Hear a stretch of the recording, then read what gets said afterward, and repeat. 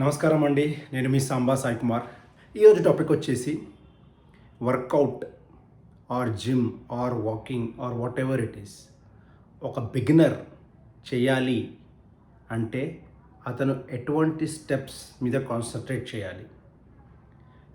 ఇనీషియల్గా ఎవరికైనా కూడా అంటే అసలు ఎక్సర్సైజ్ చేయని వాడికి, అసలు ఏం స్టార్ట్ చేయని వాడికి చాలా ఇబ్బంది ఉంటుందండి. చాలా అంటే చాలా ఇబ్బంది ఉంటుంది. ఎందుకంటే over a period of time మన మైండ్ సెట్ ఒక ఒక రొటీన్కి అలవాటు పడిపోయి ఉంటుంది. ఫర్ ఎగ్జాంపుల్, మీరు 8 లేవడము, లేదంటే 7 లేవడము, లేకపోతే 9 లేవడము మార్నింగ్ అలవాటు పడిపోయి ఉంటే అది ఇమ్మీడియట్గా మీరు 4 5 లేస్తే వర్కౌట్ కాదండి.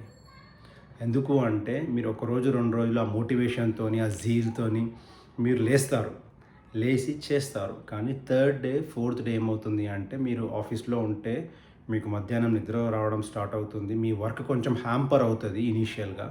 సో అప్పుడు ఏమవుతుంది అంటే ఎందుకు ఇవన్నీ స్టార్ట్ చేయడం, ఇదంతా అవసరమా, నాకు ఇక్కడ ఆఫీస్లో నేను సెట్ చేసుకోలేకపోతున్నా అన్న మైండ్ సెట్కి వెళ్ళిపోతారు మీరు.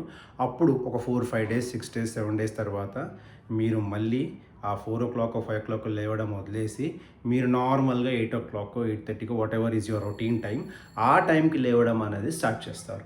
అయితే ఈ ఈ లేవడం కొంచెం తొందరగా లేచి వర్కౌట్ కానీ ఏదైనా కొత్త యాక్టివిటీ చేయడం కానీ చేయాలి అంటే మనము ఏం స్టెప్స్ తీసుకోవాలి.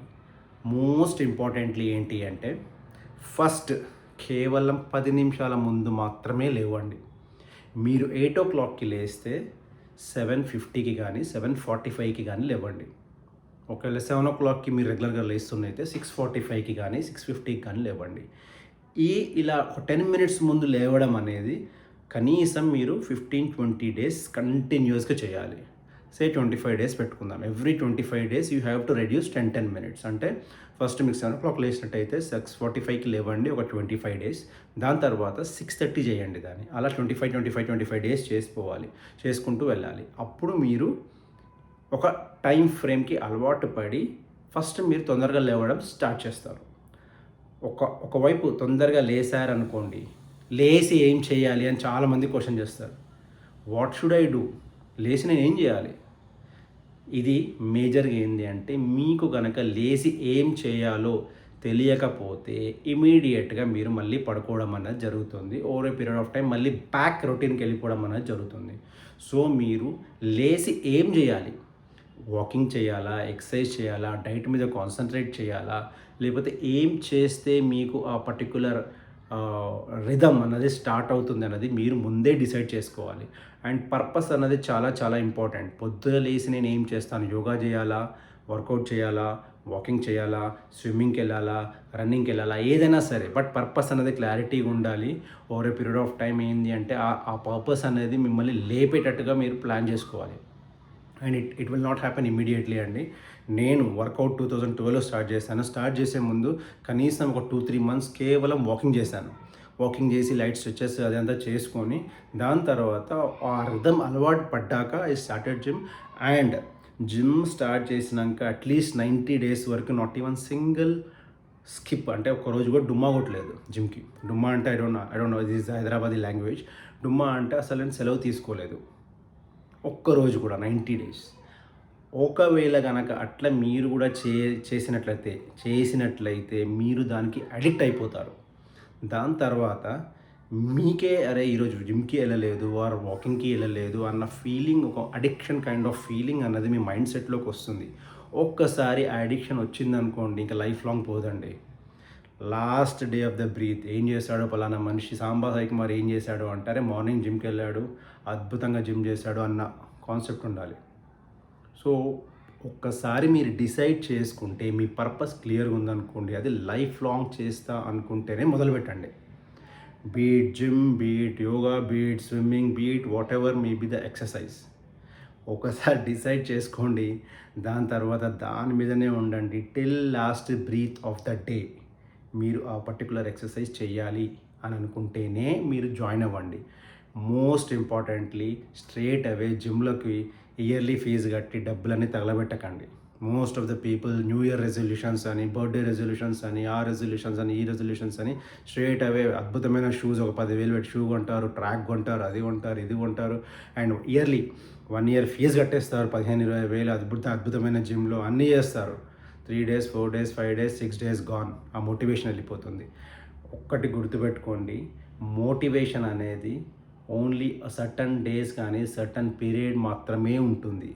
కానీ డిసిప్లిన్ ప్లస్ కన్సిస్టెన్సీ, మీకు కనుక డిసిప్లిన్ ఉండి కన్సిస్టెంట్గా రోజు నేను వాట్ నాట్, వర్షం వచ్చినా, ఎండ వచ్చినా, చలి పెట్టినా నేను జిమ్ని హిట్ చేస్తాను అంటే హిట్ చేస్తాను, అక్కడ హిట్ చేసి నేను అద్భుతమైన ఎక్సర్సైజ్ చేస్తాను అని డిసైడ్ అవుతేనే మీరు వర్కౌట్ సస్టైన్ చేయగలుగుతారు over a long period of time.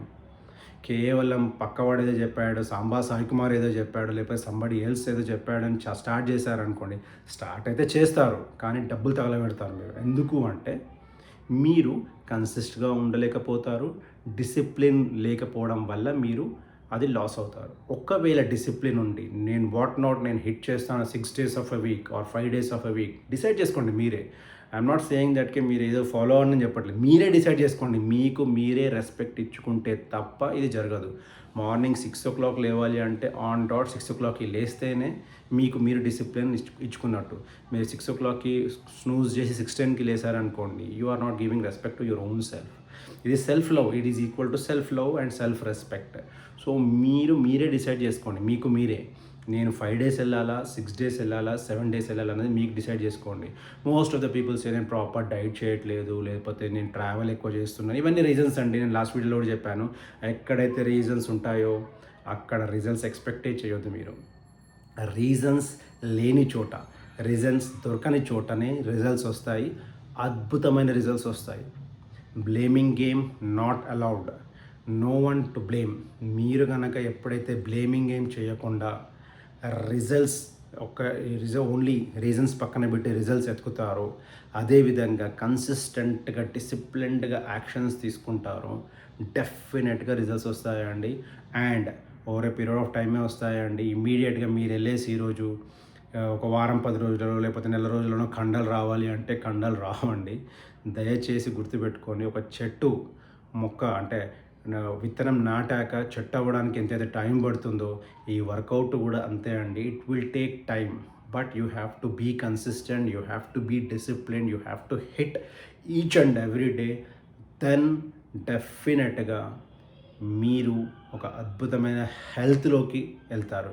And ఇది విషియస్ సర్కిల్ అండి. ఒక్కసారి మీరు హెల్త్ మీద కాన్సన్ట్రేట్ చేశారో మీ కాన్సన్ట్రేషన్ పెరుగుతుంది, ఫోకస్ పెరుగుతుంది, కన్విన్సింగ్ స్కిల్స్ అంటే మీ బాస్ని కన్విన్స్ చేసే స్కిల్స్ పెరుగుతాయి, మీ హెల్త్ బాగుంటుంది. డైట్, మీరు అద్భుతమైన డైట్లోకి వెళ్తారు. మీ సర్కిల్ ఏదైతే ఉందో అందరూ మిమ్మల్ని చూసి ఆటోమేటిక్గా ఎక్కడ వేసుకున్నావు ఈ టీషర్ట్ అని అడుగుతారు. అది టీషర్ట్ గొప్పతనం కాదండి, అది మీ బాడీ గొప్పతనం. మీరు అద్భుతంగా ఒక పీరియడ్ ఆఫ్ టైం, ఒక 4 years, 5 years, 6 years కన్సిస్టెంట్గా మీరు జిమ్ చేస్తే, వర్కౌట్ చేస్తే, మీరు ఏ టీషర్ట్ అని వేసుకోండి, అది మీకు ఇలా ఫిట్ అయిపోతుంది. So that's the magic, that's the power of consistency and discipline through little bit of motivation. All these things are required అండి. So be with the people who are actually uplifting you. మీ స్టాండర్డ్స్ని పెంచే పీపుల్తో ఉండండి always. వాళ్ళు అద్భుతమైన స్టాండర్డ్స్ని మీరు పెంచుతూనే ఉంటారు. అప్పుడు మీరు ఆటోమేటిక్గా మీకు కావాల్సిన రిజల్ట్స్ పొందుతారు. సో దయచేసి ఇవి బిగినర్స్ ఎవరైతే ఉన్నారో ఈ చిన్న చిన్న స్టెప్స్ ఫాలో అవ్వండి, అద్భుతమైన రిజల్ట్స్ వస్తారు. మీకు కనుక ఈ వీడియో నచ్చినట్లయితే దయచేసి సబ్స్క్రైబ్ చేయండి, మీ బంధుమిత్రులతో షేర్ చేయండి, వాళ్ళతో కూడా సబ్స్క్రైబ్ చేయించండి. Thank you so much. జై హింద్.